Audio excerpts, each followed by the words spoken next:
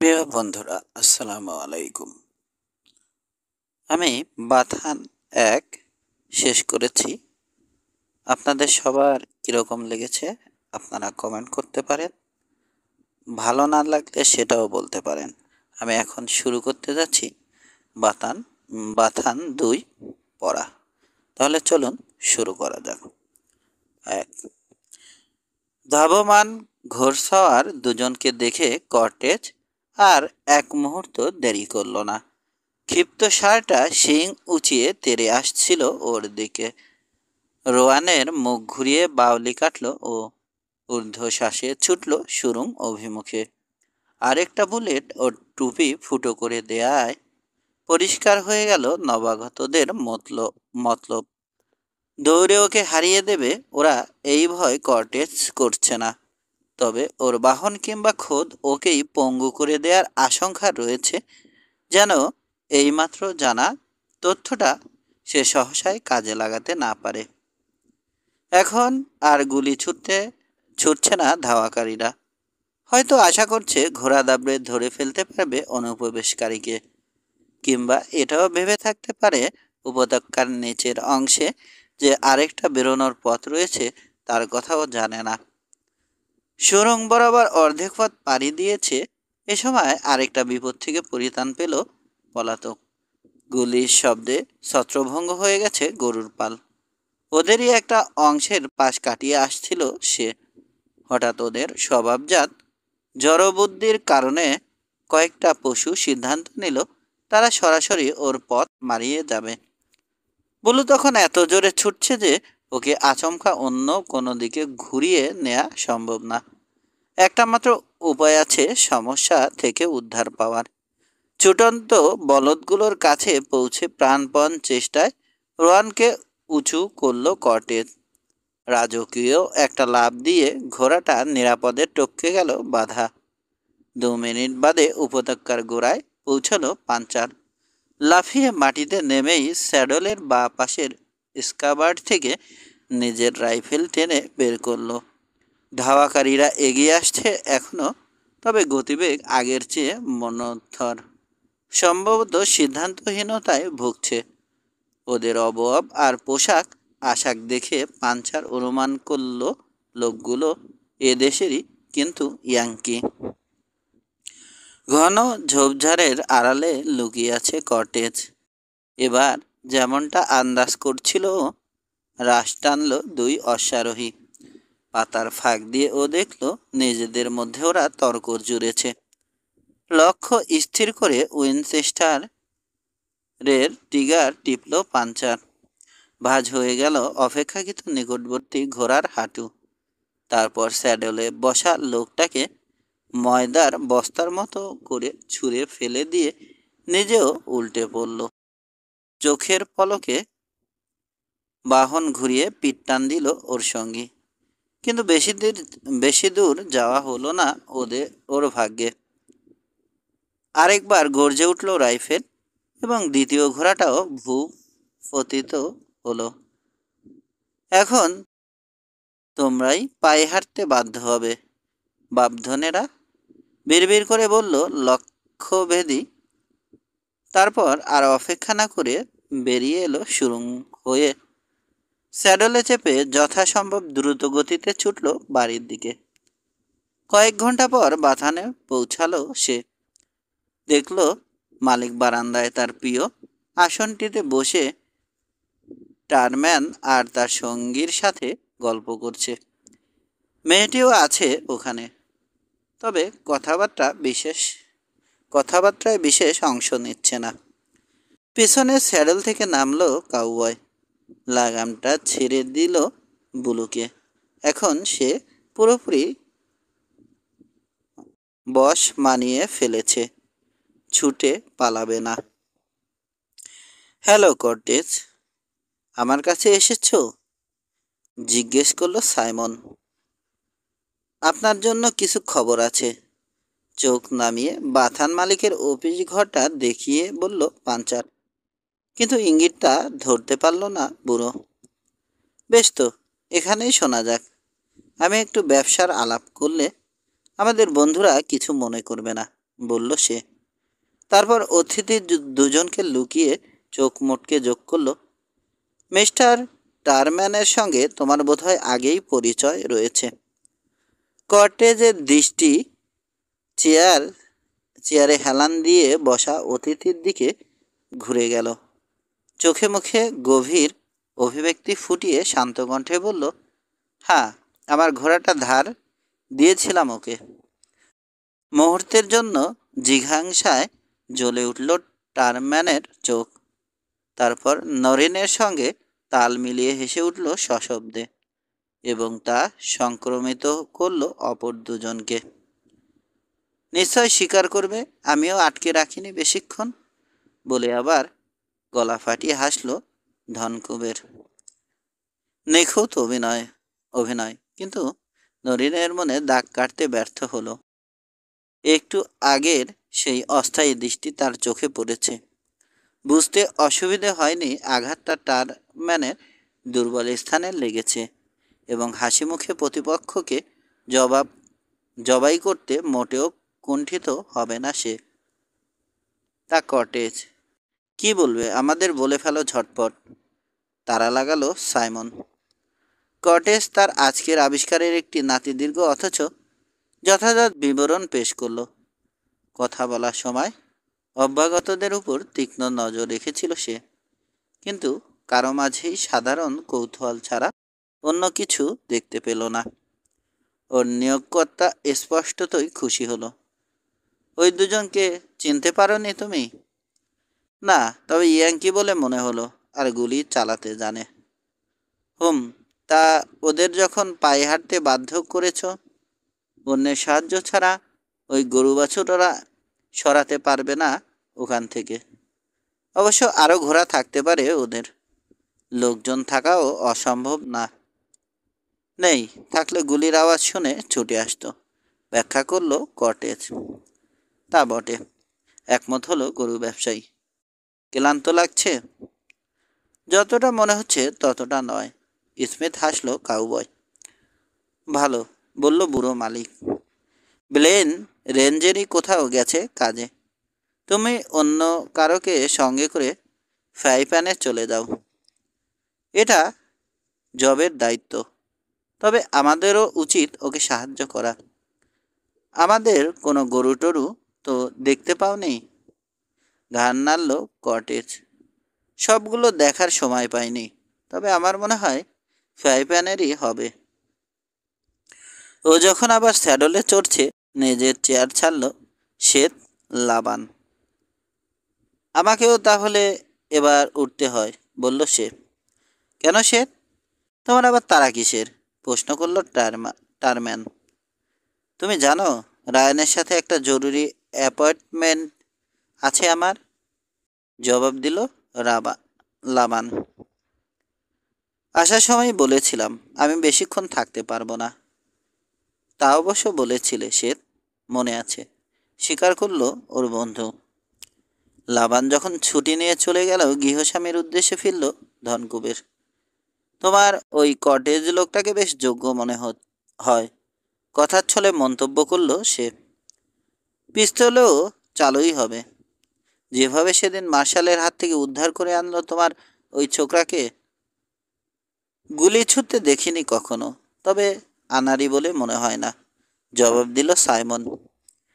লড়াইটা কি নিরপেক্ষ ছিল, জানতে চাইল নরিন।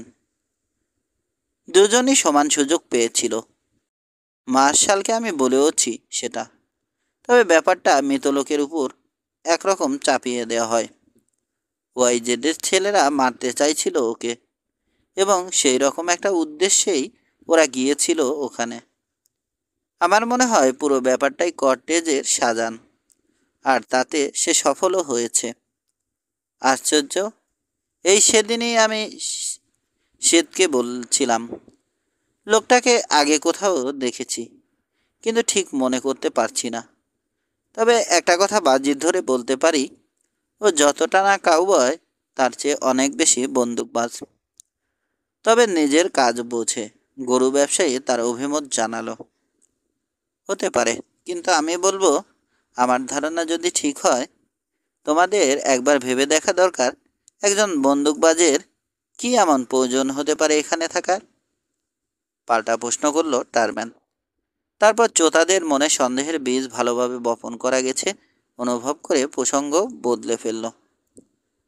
ব্যাংক হাউসে পৌঁছে কটেজ দেখল ল্যারি বাইরের একটা বেঞ্চে শুয়ে আরাম করছে।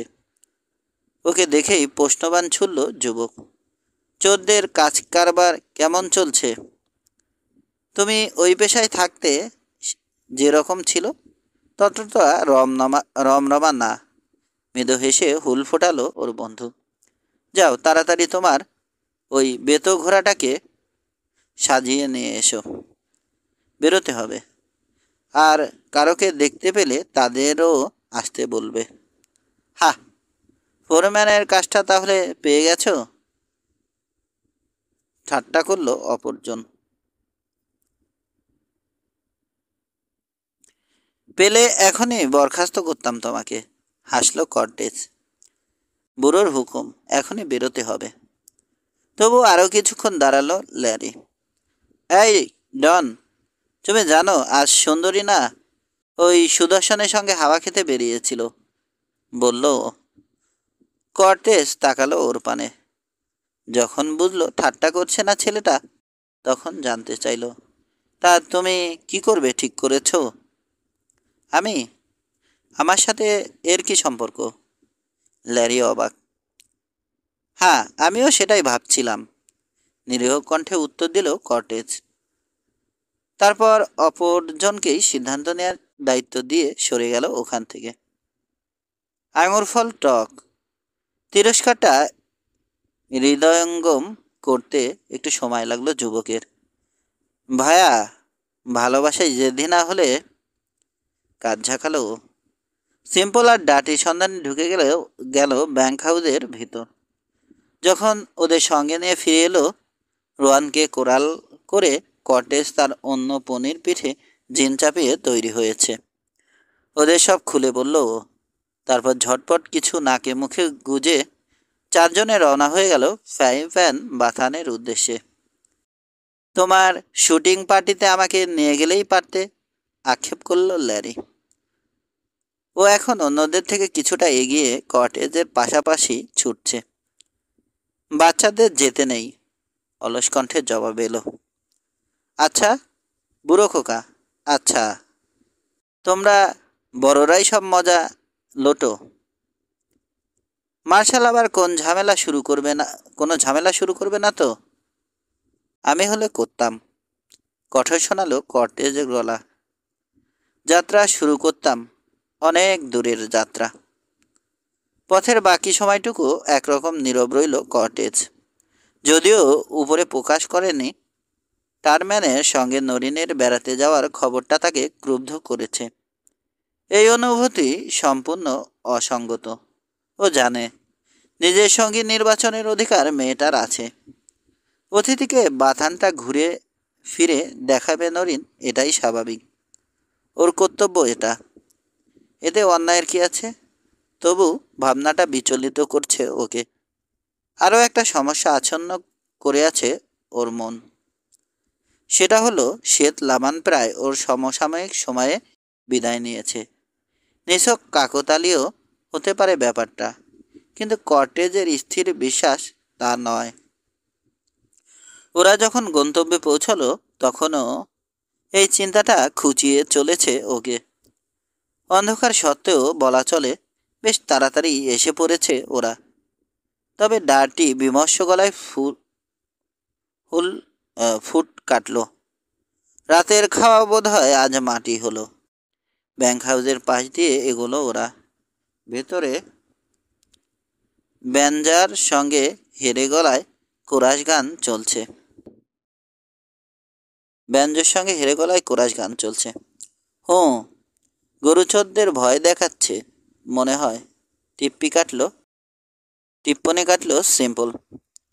জব নিশ্চয় বাড়ি নেই, আর নয়তো কালা। কোনোটাই সত্যি হলো না। কটেজ নক করতে দরজা খুলে দিল বাথান মালিক। বাঁ হাতে লণ্ঠন ধরে আছে, ডান হাতটা বেল্টের এমন জায়গায় বাঁধান যেন প্রয়োজনে চট করে বের করতে পারে ওর পিস্তল। এসো, ভিতরে এসো, ওদের চিনতে পেরে অভ্যর্থনা জানালো সে। তা কি মনে করে? ওদের আগমনের কারণ বুড়ো মালিককে জানালো কর্টেস। শুনে লেমিংয়ের যে প্রতিক্রিয়া হলো তা রীতিমতো নাটকে। ডার্টির মতে খবরটা নিশ্চয় ভরকে দিয়েছিল ব্যাটাকে। চমৎকার, চেঁচিয়ে উঠল সে। এই পোড়াবাথানে আকছার এরকমটাই হয়। 6 জনকে নিয়ে ডার্ক গেছে টেইল ড্রাইভে, আর আমার সাথে মাত্র হাতে গোনা কজন আছে। যাই হোক, তবু যাব আমরা। গরু ফিরিয়ে আনবো এখানে, এবং যে কটা চোরকে পাবো লটকে রেখে আসবো। হ্যাঁ, এই বলে রাখলাম। তোমরা যাবেন নিশ্চয়? ইচ্ছে আছে, সকাল হওয়ার আগেই আশা করি পৌঁছাতে পারবো। ঘুমটুম পথেই সেরে নেব, জবাব দিল কর্টেস। তারপর নিচু স্বরে যোগ করল, অবশ্য আপনি যদি চান আমরা আসি তবেই। তার মা চড়া গলায় শুরু করছিল রানছাদ, কিন্তু বক্তার চোখ নাচছে দেখে নিজেই হেসে ফেলল। দিয়েছিলে তো আরেকটু হলেই খেপিয়ে, বলল সে। তোমরা এলে খুশি হব না মানে? চলো ব্যাংক হাউসে গিয়ে মুখে দেবে কিছু, আমি সেই ফাঁকে ডেকে জড়ো করব সবাইকে। গায়ে কোট চাপালো জো লিমিং। তারপর তাক থেকে ছো মেরে উইনচেস্টার রাইফেলটা পেরে নিয়ে পথ দেখালো ওদের। মনিবকে দোরগোড়ায় দেখা মাত্র থেমে গেল ঐকতান। চার্লি কাত হয়ে ব্যঞ্জো বাজাচ্ছিল, যন্ত্রটা সে লুকিয়ে ফেলল। তৈরি হয়ে নাও তোমরা, হুঙ্কার ছাড়ল লিমিং। কর্টেজ আমাদের গরুর হদিশ পেয়েছে, আমরা এখন সেগুলো আনতে যাব।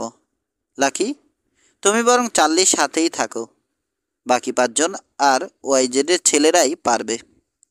না বস, আমি একদম ভালো হয়ে গেছি, প্রতিবাদ করল লাকি।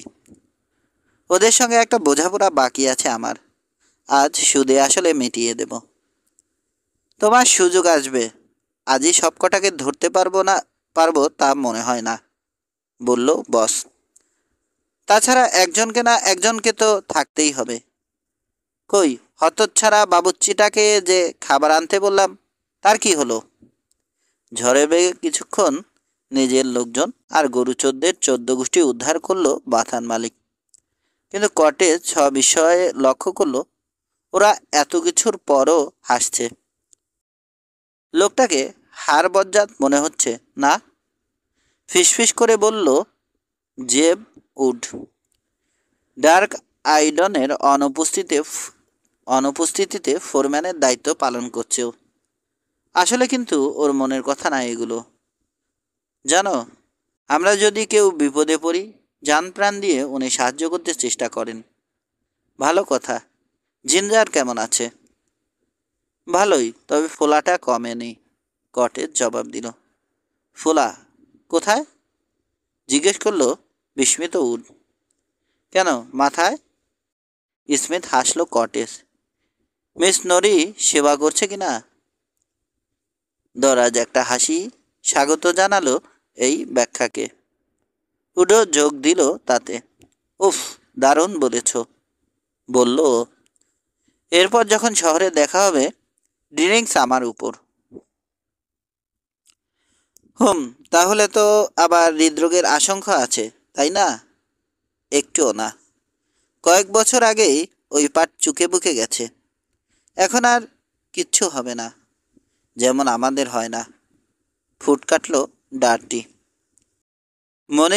মনিব যখন আবার হাঁক দিয়ে জিজ্ঞেস করলো সারা রাতই তাকে অপেক্ষা করতে হবে কিনা, বাধ্য হয়ে আলাপে সেদ টানল ওরা, এবং রওনা হতে আর বিন্দুমাত্র সময় নষ্ট করল না।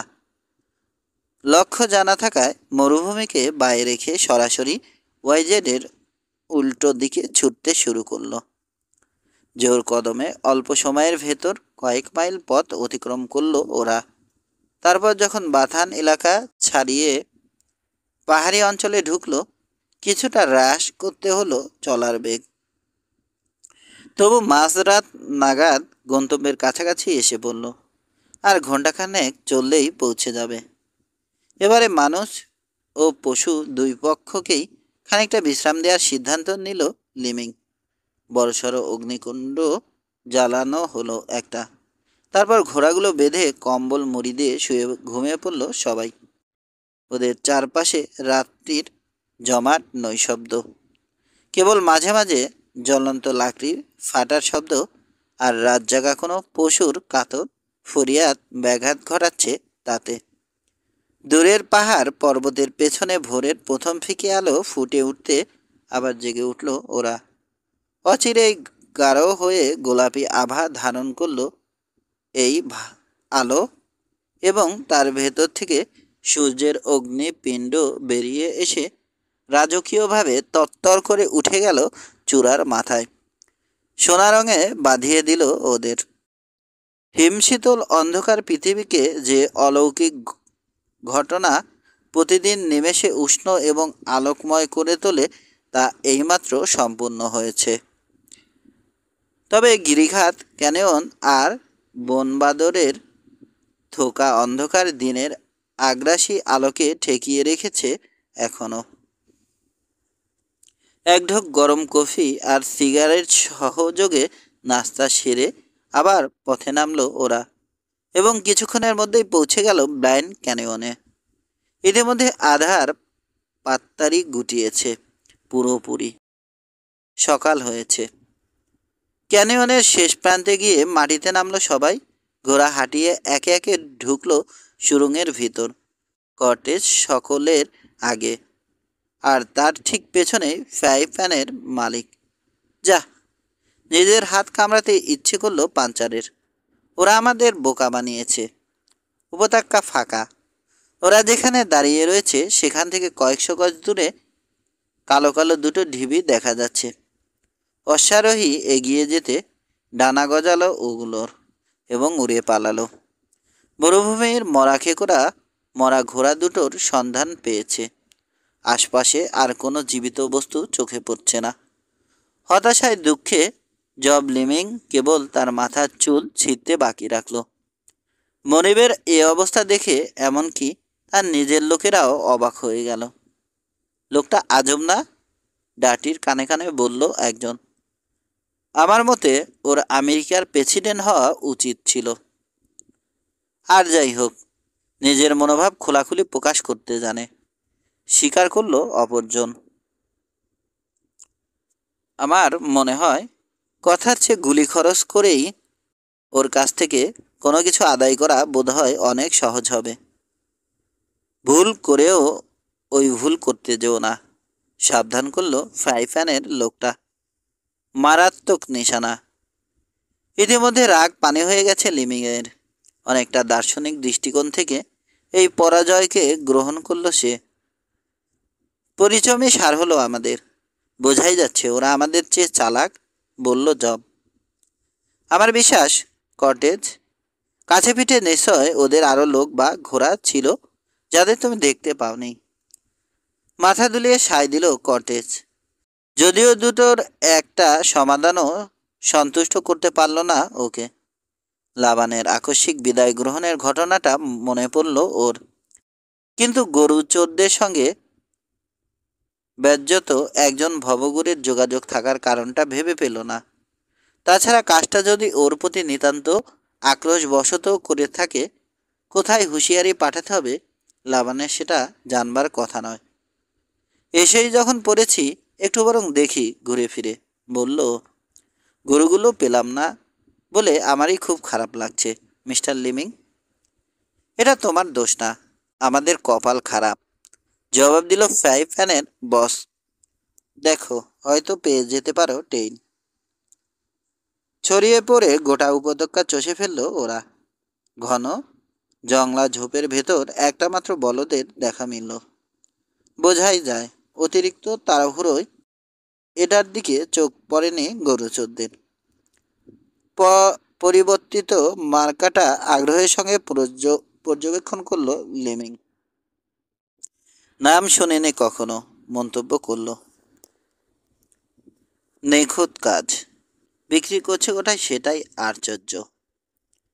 উপত্যকার অপর প্রান্তে পাহাড়ে গায়ে একটা ফাটল চোখে পড়তে ওরা ভাবলো ওদিকেই হয়তোবা বেরোনোর রাস্তা আছে আরেকটা। কিন্তু কাছে গিয়ে দেখলো একটা খাড়া পাথর বন্ধ করে রেখেছে ফাটলের মুখ। পাথরটা উপত্যকার মেঝে থেকে 8 ফুট উঁচু। পাথরের মাথা থেকে এক চিলতে সরু মেঠো পথ পাহাড়ের ওপাশে চলে গেছে। ঝর্ণাটা প্রবেশ করেছে গভীর অথচ অতি সংকীর্ণ একটা গলিপথের ভেতর। ওই পথে এমনকি একটা ঘোড়াও গলে যেতে পারবে না। আপাতত দৃষ্টিতে মনে হয় না বেয়ে ওঠা ছাড়া পাথরের মাথায় চড়ার আর কোনো রাস্তা আছে। উপরের মেঠো পথেও কোনো রকম ট্র্যাক নেই। নিশ্চয় সুড়ঙ্গ দিয়ে ভেগেছে, বলল জব। তার মানে এখানে খোঁজাখুঁজি করে লাভ নেই, চলো বাড়ি ফিরে যাই। 2।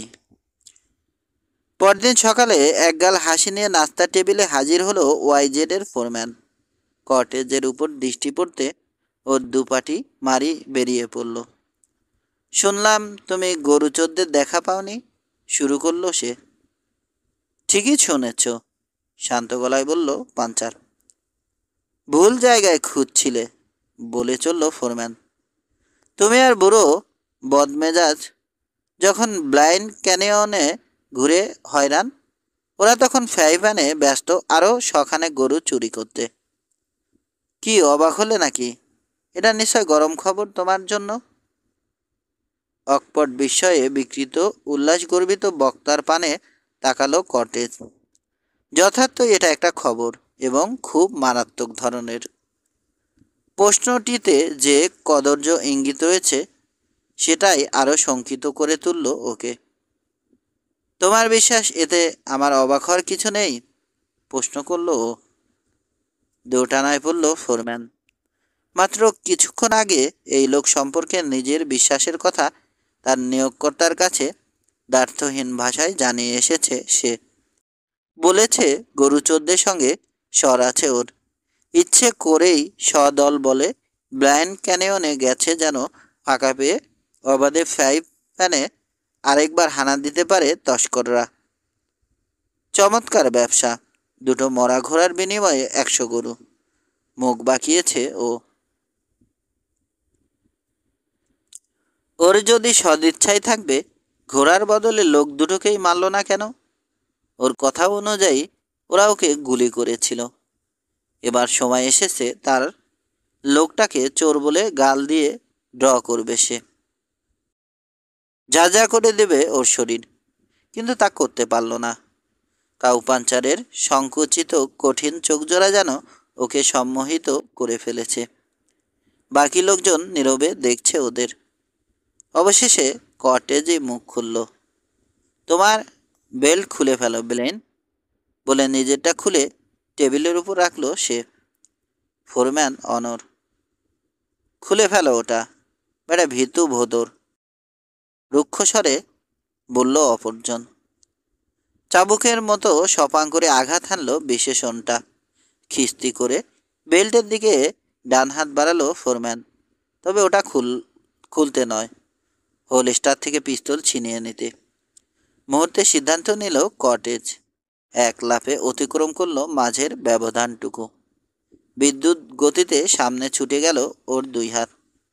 ফোরম্যানের কবজি দুটো চেপে ধরল। বজ্র আঠুনি ছাড়িয়ে পিস্তল তাক করতে আপ্রাণ চেষ্টা করলো ব্লেইন, কিন্তু ও নির্জীব হয়ে পড়েছে। অনুভব করছে দুটো ইস্পাত সদৃশ্য সারাশিতে আটকা পড়েছে ওর 2 হাত। ক্রমশ এঁটে বসছে ওগুলো, গুড়িয়ে দিতে চাইছে কবজির হাড়গোড়। প্রচণ্ড ব্যথা অনুভব করছে সে। কপালে বিন্দু বিন্দু ঘাম ফুটে উঠেছে।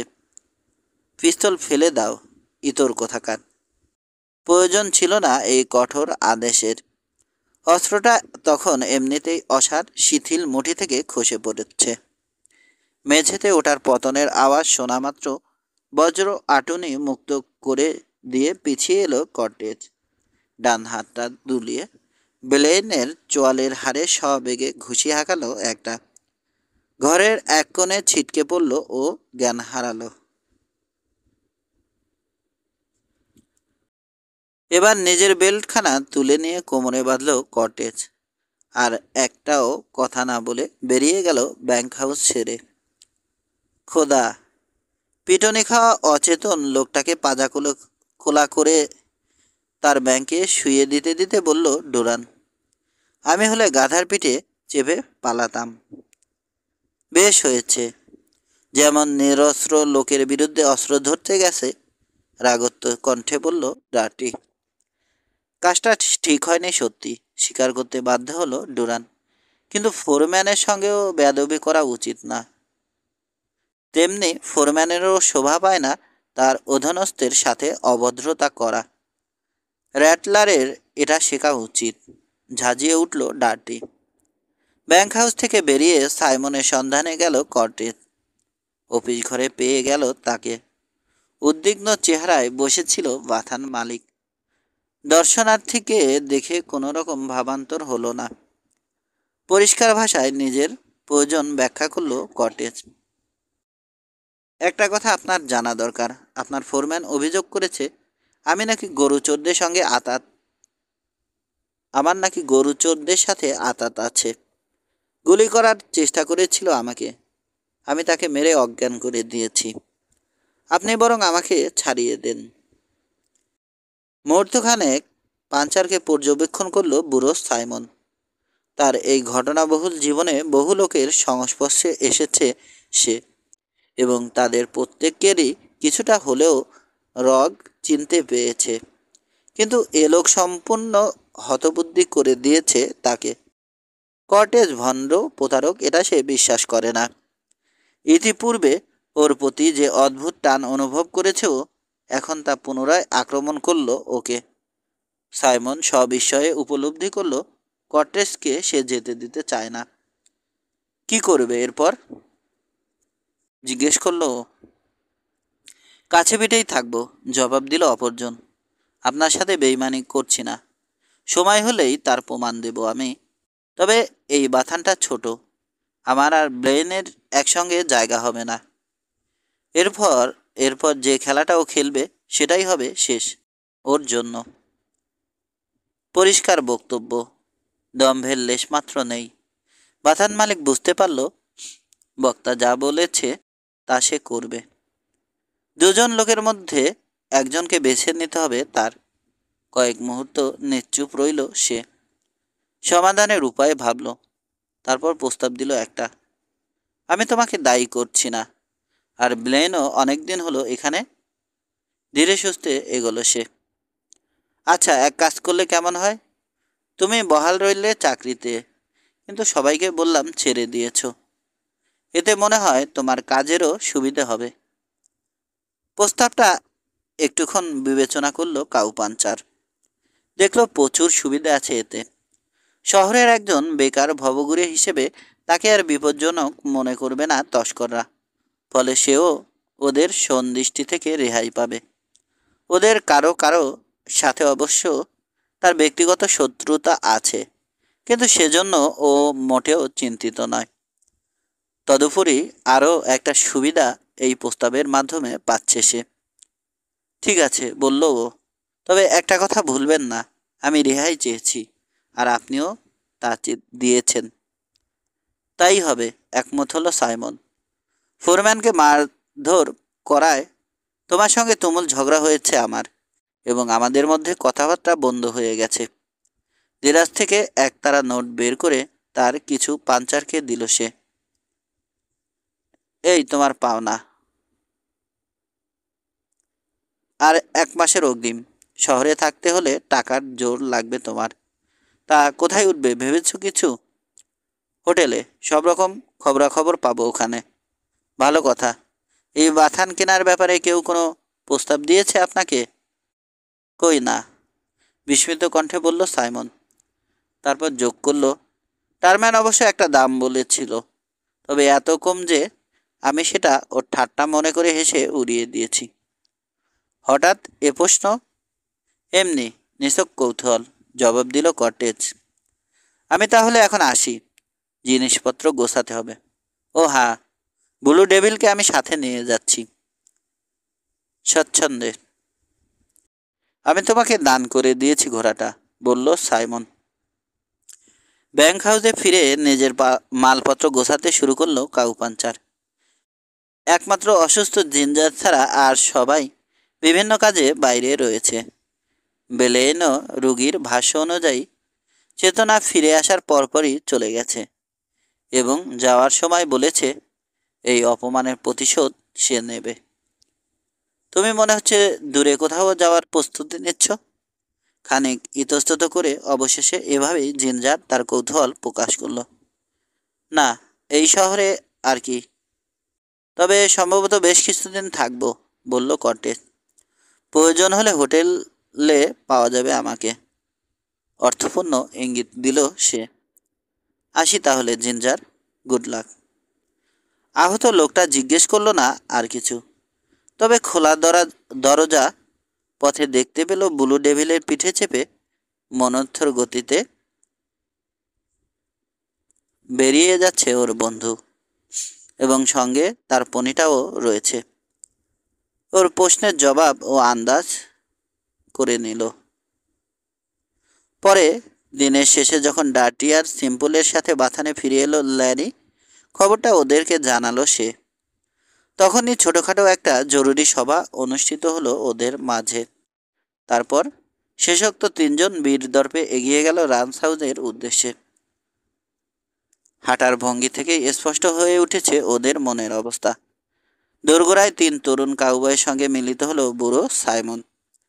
কি ব্যাপার, তোমাদের সমস্যাটা কি, জিজ্ঞেস করলো সে। ওদের থমথমে মুখ দেখে ঝামেলার গন্ধ পেয়েছে। আপনি কটেজকে বরখাস্ত করেছেন? কোনো রকম ভনিতার মধ্যে গেল না ল্যারি। করেছি তো, হয়েছেটা কি, তিক্ত স্বরে প্রশ্ন করল মনিব। আমরা মনে করি এটা অন্যায় হয়েছে, কাজেই ল্যারি ঢোক গেল। আমরাও আর থাকছি না, উদ্ধার করতে এগিয়ে এলো ডার্টি। জিঞ্জারও আছে আমাদের সঙ্গে, যোগ করল সিম্পল। বিরুদ্ধে পিছিয়ে পড়তে চায় না। ঝাড়া 10 সেকেন্ড জ্বলন্ত দৃষ্টিতে স্তম্ভিত হয়ে ওদের দিকে তাকিয়ে রইল বুড়ো। তারপর বিস্ফোরিত হলো। গোল্লায় যাও, হুঙ্কার ছাড়ল সে। আমার লোককে আমি ছাঁটাই করেছি, তাতে তোমাদের কি? আমার রাঞ্চে আমি কিভাবে চালাবো না চালাবো তা কি আজ মামুলি মোটা মাথা পুচকে পাঞ্চারদের কাছে শিখতে হবে আমার? যেতে চাইলে যেতে পারো, তবে যদি মাথায় একটুও ঘিলু থাকে, এসব চিন্তা বাদ দিয়ে নিজেদের চরকায় তেল দাও। আমার বিশ্বাস জিজ্ঞেস করলে কর্টেজও এ কথাই বলবে তোমাদের। নাও এখন আমার মেজাজ গরম হওয়ার আগেই দূর হও আমার চোখের সামনে থেকে। কথা শেষ করে আর একটা মুহূর্ত দাঁড়ালো না বুড়ো মালিক। বিরক্তির সাথে কাঁধ ঝাঁকিয়ে ঘুরে ঢুকে গেল অফিসে। আমাদের অবস্থানটা তাহলে কি দাঁড়াচ্ছে? বিমূঢ় কণ্ঠে প্রশ্ন করল ল্যারি। এখন ওরা আবার জিঞ্জারের শয্যাপাশে সমবেত হয়েছে। প্রতিবাদের ফলাফল জানিয়েছে ওকে। আমরা কি ইস্তফা দিয়েছি, না ছাঁটাই হয়েছি, নাকি এখনও সেই আগের মতোই চালাক মাথা? বুড়ো আমাদের মোটা মাথা বলেছে, স্মরণ করিয়ে দিল ডার্টি। পাওনা গন্ডা যখন মিটিয়ে দেয়নি, ধরে নেওয়া যায় এখনও চাকরিতেই আছি। তোমাদের কেউ একজন আজ রাতে শহরে গিয়ে দেখা করো কটেজের সাথে, পরামর্শ দিল জিঞ্জার। প্রস্তাবটা মনে ধরল ওদের। কে যাবে স্থির করতে তাস টানল। ল্যারির হাতে বড় তাস ওঠায় ওর উপরেই বর্তালো দায়িত্বটা। নিজেদের ভাগ্য অপ্রসন্ন হয় এমনিতেই মেজাজ বিগড়ে গিয়েছিল বাকি দুজনের। তারপর ল্যারি যখন উৎফুল্ল কণ্ঠে যোগ করল, এবার তাহলে ঠিক করো, আমার জায়গায় রাতে রাইডিংয়ের দায়িত্বটা কে নেবে তোমাদের মধ্যে? আমি হয়তো সময় মতো ফিরতে পারবো না। তপ্ত কড়াইয়ে ঘি পড়ল। দেখো না সাহেব আবার পেনিক মারছেন, ভেংচি কাটল ডার্টি। তবে ব্যাপারটাকে শেষ পর্যন্ত উদারভাবে গ্রহণ করলো ওরা, এবং যে লোকের কারণে কিছুক্ষণ আগে ধর্মঘটের হুমকি দিয়েছিল মালিককে, তার খোঁজে যথাসময়ে ল্যারি রওনা হয়ে গেল। ফলির বারে ওর দেখা পেল সে, কিন্তু কটেজ হতাশ করলো ওকে। ভগ্ন দূতের মুখে নিয়োগকর্তার চোটপাটের বিবরণ চুপ করে শুনল ও তারপর মুচকি হেসে মন্তব্য করল, হ্যাঁ, মোটা মাথা বলেছে না? ঠিকই বলেছে। তোমরা কি ভেবেছ কোনো জাদরেল মালিক যার আত্মসম্মান বোধ আছে কর্মচারীদের চোখ রাঙানি সহ্য করবে? এখন যে তোমাদের ঘাড় ধরে তাড়িয়ে দেয়নি এটাই আশ্চর্য। আমরা তোমার উপকার করতেই চেয়েছিলাম, স্মরণ করালো ল্যারি। বলতে হবে না, জানি, হাসলো কটেজ। কিন্তু একটা কথা তোমাদের খুপড়িতে গেঁথে নাও ভালো করে। ওয়াইজেডে থেকেই আমার বেশি উপকার করতে পারবে তোমরা। এখানে খুব নোংরা কাজ কারবার চলছে, আমি চলে যাওয়ার আগেই নির্মূল করতে চাই তা। বোঝা গেছে? একটা জিনিস মনে রাখবে, আমি এখন একজন বেকার পাঞ্চার এবং ওয়াইজেডের সঙ্গে সম্পর্ক ভালো না। তোমাদের কারোকে যখন দরকার হবে খবর দেব। ভালো কথা, জব এসেছিল? না, বলল ল্যারি। তবে শুনেছি মেজাজ বারুদ হয়ে আছে। সিম্পলের কথা হয়েছে উডের সাথে। ও বলেছে ফিরে এসে যখন দেখেছে আরেক পাল গরু চুরি গেছে, লিমিং নাকি প্রায় ছাদ ফুঁড়ে বেরিয়ে যাচ্ছিল। বেচারাদের ঘুম হারাম হয়ে গেছে একেবারে।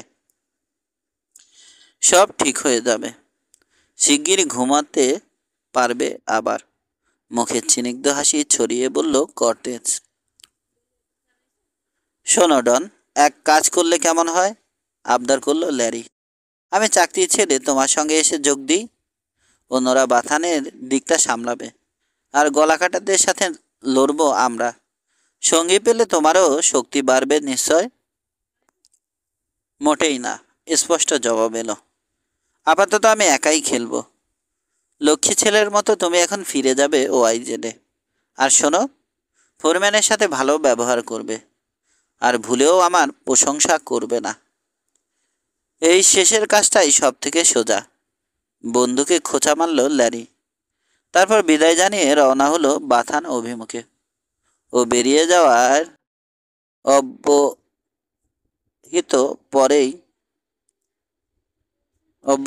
পরেই সেলুনে ঢুকলো টারম্যান। সঙ্গে তার আজ্ঞাবাহক পিট আর মার্শাল। কর্টেস তখন বারে দাঁড়িয়ে গল্প করছে সাইলাসের সাথে। গুজব রটাতে এর চেয়ে ভালো উপায় আর হয় না জেনেই ওয়াইজেডের সঙ্গে ওর সম্পর্ক ছেদের খবরটা ইতিমধ্যে বারকিপারকে সে বলেছে। তাহলে আপাতত আরও কিছুদিন আমাদের এখানে থাকছো তুমি, মন্তব্য করলো সাইলাস। লিমের কাজ নেবে? মাথা নাড়ল পাঞ্চার। ভাবছি ছুটি কাটাবো, বলল। খাটনেও খনিটনেও সন্ধান করতে পারি। বিগ চিপের আশেপাশে শোনা না থেকেই পারে না। অনতি দূরের একটা টেবিলে সপরিষদ তাস খেলার আয়োজন করছিল টারম্যান। কথাগুলো পাঞ্চার এমনভাবে বলল যেন ওরা শুনতে পায়।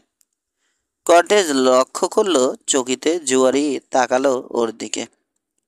বুড়ো নাগেট কিন্তু বিশেষ কিছু পায়নি, পেলে নিশ্চয় খরচ করতে আসতো এখানে, জানালো সাইলাস।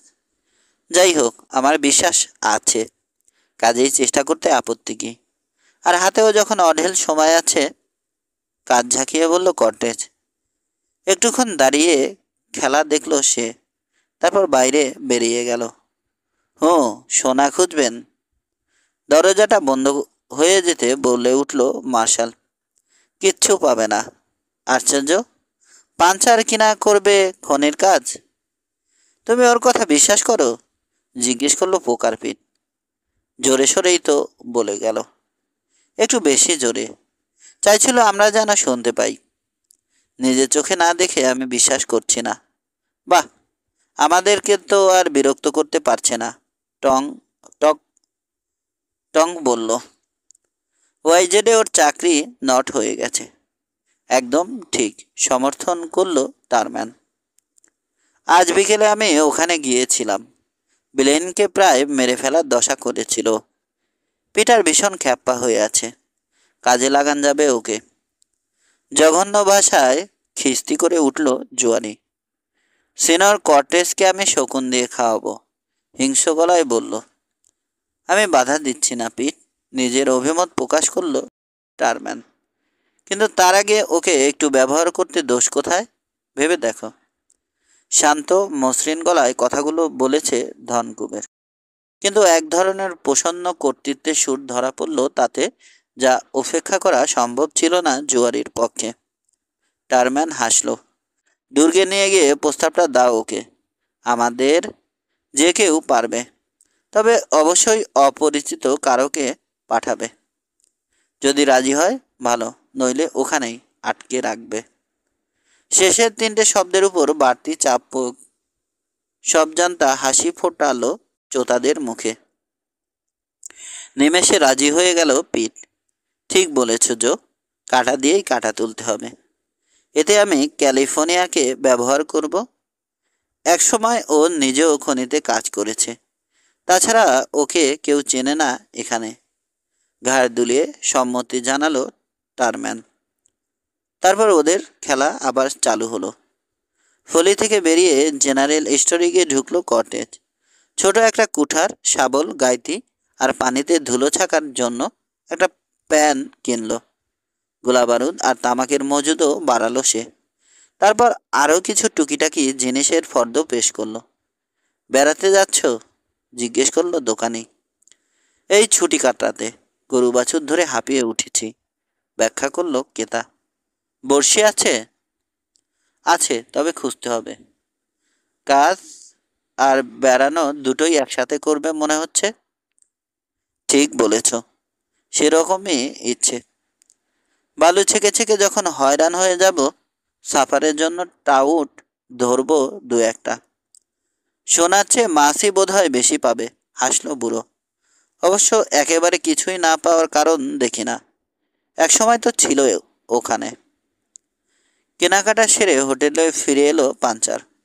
পরের দোকানে মাল পাঠিয়ে দেবে কামরায়। সন্তুষ্ট বোধ করছে সে। এখন পর্যন্ত সবকিছু ওর পরিকল্পনা অনুযায়ী এগোচ্ছে। ও বুঝতে পেরেছিল হ্যাসেটে ওর রয়ে যাওয়ার পেছনে একটা বিশ্বাসযোগ্য অজুহাত খাড়া করতে হবে, এবং সেটা এমন কিছু হওয়া চাই যাতে করে কারো মনে সন্দেহ না জাগিয়ে অনায়াসে আশপাশের এলাকায় একাকী ঘুরে বেড়ানো সম্ভবপর হয় সম্ভবপর হয় ওর পক্ষে। বস্তুত এই কারণেই প্রতারণার আশ্রয় নিয়েছে সে, এবং ব্যাপারটাকে নিষিদ্ধ করে তুলতে যথারীতি মাঠেও নেমে পড়েছে। টারম্যানের সঙ্গে গরু চুরির একটা সম্পর্ক আছে এখন, সে মোটামুটি নিশ্চিত। এবং ফ্যাইফ্যানের চোরাই গরু উদ্ধারের প্রচেষ্টাটা যে লাবানি ভেস্তে দিয়েছে তাতেও আর কোনো সন্দেহ নেই ওর। পরদিন সকালে কাক ভোরে যারা ঘুম থেকে উঠল, হ্যাসেটের রাস্তায় কিম্ভূত কিমাকার এক লোককে দেখে তাদের মুখে নিঃশব্দ হাসি ছড়িয়ে পড়ল। স্যাডলে বসা লোকটা কাউবয়, কিন্তু সঙ্গের জিনিসপত্র একজন খনি সন্ধানীর। অস্বাভাবিক রকমের ভারী লটবহর পিঠে চাপিয়ে দেয়ায় ওর পনিটা স্পষ্টতই বিরক্ত। বিনিময়ে কর্টেজও একগাল হাসি উপহার দিল নগরবাসীদের। নিজেও নানা রকম পাল্টা রসিকতা করল। এইসব হাসি মস্করায় ও রীতিমতো খুশি। ওর কথা ওরা বিশ্বাস করেছে, এগুলো থেকে তার প্রমাণ মেলে। শহর ছাড়িয়ে 2 মাইল আসার পর যখন একটা বাঁকের মুখে নরিনকে দেখতে পেল কর্টেজ, তখন আরও পুলকিত হলো সে। টুপি খুলে অভিনন্দন জানালো। জোর কদমে ঘোড়া ছুটিয়ে ওর পাশে এসে থামলো মেয়েটা। সহিষ্ণু কৌতূহলের সঙ্গে পর্যবেক্ষণ করলো মালপত্র। তবু ভালো, অপমানটা অন্তত বুলুকে করনি। বেচারার মতো তাহলে ভেঙে যেত, বেচারার মন তাহলে ভেঙে যেত বলল। তারপর চেহারা নরম করে জিজ্ঞেস করলো, ওয়াই যে ছাড়লে কেন? ফোরম্যানের সঙ্গে ঝগড়া হয়েছে, গম্ভীর গলায় জবাব দিল কটেজ। কিন্তু ওর চোখের কোণ কুঁচকে উঠতে দেখে নরেন বুঝতে পারল পাঞ্চার আর যাই হোক অনুতপ্ত নয়। ওকে সে কষ্ট দেওয়ার সিদ্ধান্ত নিল। বাবার কাছে শুনলাম ব্লেনকে তুমি খুন করতে বসেছিলে, রুক্ষস্বরে বলল ও। আমার মনে হচ্ছে তুমি খুব ঝগড়াটে স্বভাবের লোক। তুমি আসার পর থেকেই আমাদেরকে একটার পর একটা ঝামেলা পোহাতে হচ্ছে। নরেন যা ভেবেছিল ওর তিরস্কার তেমন কোনো প্রতিক্রিয়া সৃষ্টিতে ব্যর্থ হলো। আরও বিস্তৃত হলো পাঞ্চারের বিদ্রুপের হাসি। জিজ্ঞেস করলো, তাহলে তুমিও আমাকে গরু চুরির জন্য দায়ী করছো?